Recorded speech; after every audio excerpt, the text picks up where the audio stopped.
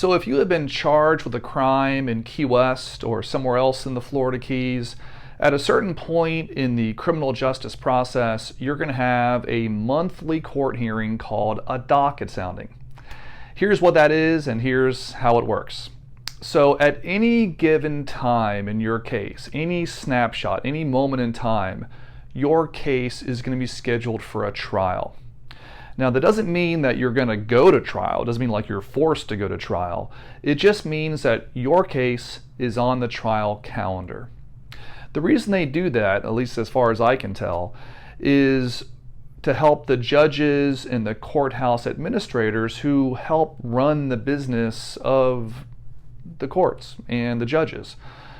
What they do is they schedule every case for a trial. That way, when the parties are ready to go to trial, when the parties want to go to trial, it's already on the calendar. And the personnel that runs the courthouse can work out convening a jury and dedicating the courtroom to the space and all that. So at any given time, you're gonna be scheduled for a trial. Prior to that, about 10 to 12 days prior to that trial date, you're going to have a court hearing called a docket sounding. That's the term that's used most often in this county, though you'll also see and hear the term pretrial conference. In fact, some of the court orders that are basically pre-printed templates that are handwritten via blanks have the term pretrial conference. So when you see the term pretrial conference, it is synonymous with docket sounding.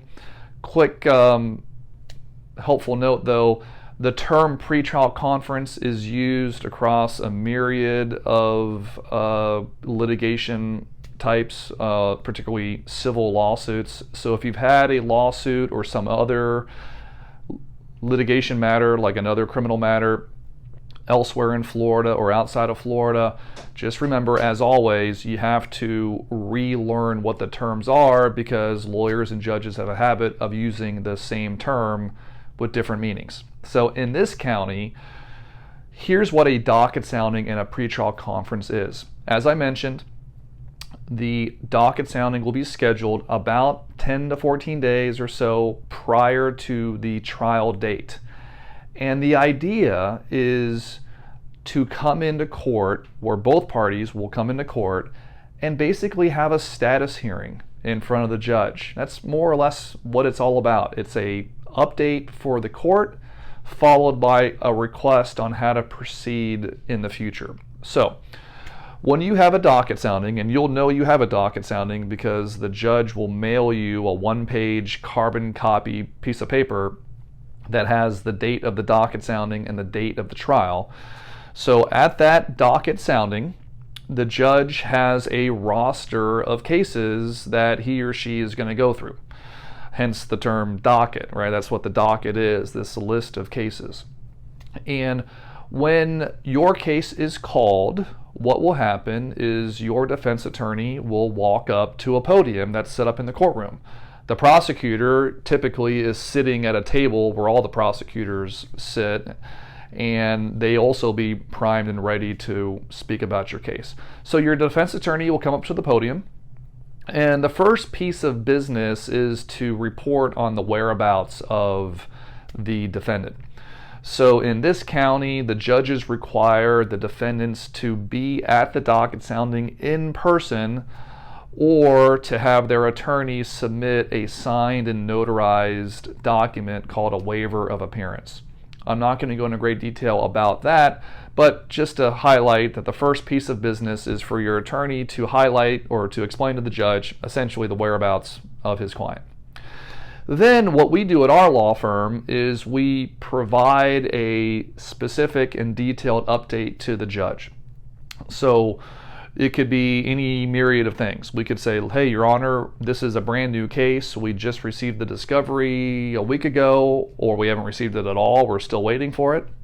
Or you could explain to the judge that you're engaged in plea negotiations and you have not yet worked out a plea agreement, or maybe you have worked out a plea agreement. Or you could explain, hey, we're working on depositions and scheduling witnesses to take those depositions, or working on a motion to suppress that we think could be dispositive in the case. But whatever it is, we like to give the judge a detailed brief about what we've been doing. And then at the end, you have to make a request to the judge. And this is really the sum and substance of a docket sounding, is there's really only three things that you're going to request to the judge or state to the judge. And these are the only three things. So the first thing is you could tell the judge, hey, we have more work to do. We, as I mentioned earlier, we need to engage in plea negotiations, or we need to take depositions, or we filed a motion to suppress. We need to have that scheduled for a hearing and have the judge rule on that, right? It could be really anything. Or it could be something non-legal. Like, for example, you could say, I'm going out of town. I'm going on a vacation. Or the defendant's going on a vacation and isn't ready to go to trial as scheduled. But nonetheless, the first thing and the most common thing that you could request to the judge is to have more time to work on the case. So, in essence, your case is scheduled for a trial, and you're telling the judge, we're not ready at that time. We're not ready for the trial coming up in 2 weeks. We need more time. This request, the request for more time, is called a continuance. So you'd say, Your Honor, we are requesting a continuance, or we are moving to continue the case. That request is what comes out of our mouths probably 95% of the time. You're going up there saying, Your Honor, we need more time for this, that, or the other. If your case is in its early stages, the judges are very cooperative and lenient on getting delays and continuances. If your case is getting more stale, and the definition of stale depends on how complex your case is, then the judge might push back on it and ultimately may say, I'm not delaying this case anymore. But nonetheless, if your attorney asks for more time, again, what we call a continuance, the judge then turns to the prosecutor and asks the prosecutor what their thoughts are. Most of the time, the prosecutor will not have any objection, most of the time. If you go in there and say, Your Honor, we're doing this and this and this, we need a continuance, most of the time the prosecutors don't care, and they'll say, yeah, no problem. They're happy not to have to worry about trying a case in a couple weeks. And if the judge grants the continuance, then your case, meaning the trial and the docket sounding, is just rescheduled, either the next month or sometimes 2 months later.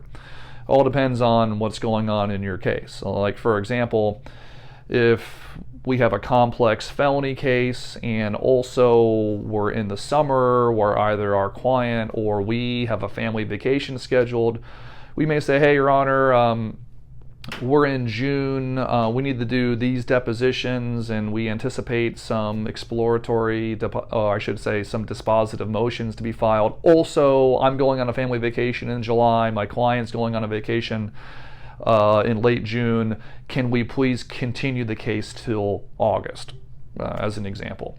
And that's an example where the judge may likely grant it, or the judge may say, no, I want you back here in July, and tell me what's going on then. So, but nonetheless, that's the first and most common request that happens at the docket sounding, is that your lawyer asks for a continuance.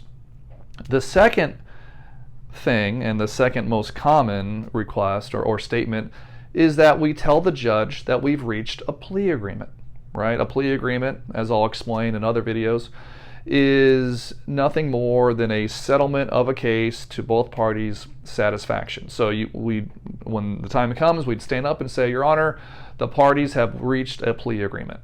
And then most of the time, the judge will schedule the plea hearing for a future date. So if your docket sounding was, say, June 1st, the judge may say, okay, great, glad that we've reached a plea agreement, come back on June 10th, or whatever hearing date the judge has available. And that's it. And then the third thing, and this is the only other thing that can happen at a docket sounding, is that we would announce ready for trial. And this is the only instance from a docket sounding where you would find yourself going to trial. So In this situation, your lawyer is going up and basically telling the judge, we do not have any more work to do, right? We have nothing more to prepare for. We cannot and are unable to reach a plea agreement with the prosecution. We are ready for and want to go to trial.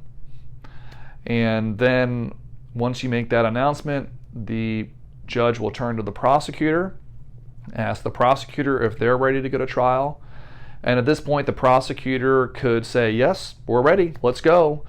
Or the prosecutor may ask for more time themselves. The prosecutor might say, well, I need more time because I have a witness who lives out of state who needs to travel down here, or any number of things, right? I'm going on vacation or what. It could be anything. I often say that when it comes to continuances, people can ask for a continuance for a good reason, a bad reason, or sometimes it seems like no reason at all. But nonetheless, the judge will ask the prosecutor, are you ready for trial?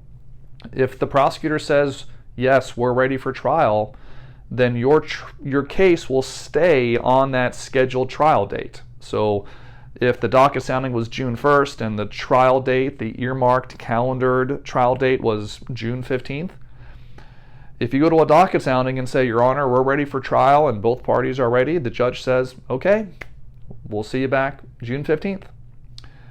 And that's it. So in all three instances, the docket sounding itself is pretty brief. This video is actually probably twice as long as how long docket soundings typically take.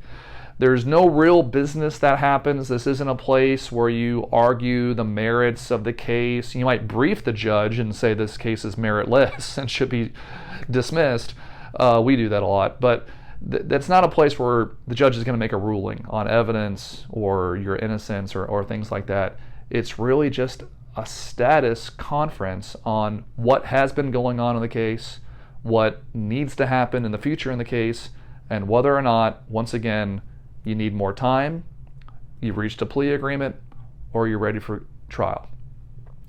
By the way, in case the idea of being ready for and going to trial makes you nervous, if you and your attorney are announcing ready for trial, you would have had, presumably, at least if you're one of our clients, quite a few conversations about going to trial, preparing for trial, scheduling the trial, making sure the trial date works for you, so that your lawyer, at least at this law firm, is not going to be going into a docket sounding and announcing ready for trial and you having no idea that that's happening. Okay, so if that makes you a little uneasy when you're hearing this, don't be, because that is not the kind of thing that any competent defense lawyer would do without first getting the endorsement of his or her client.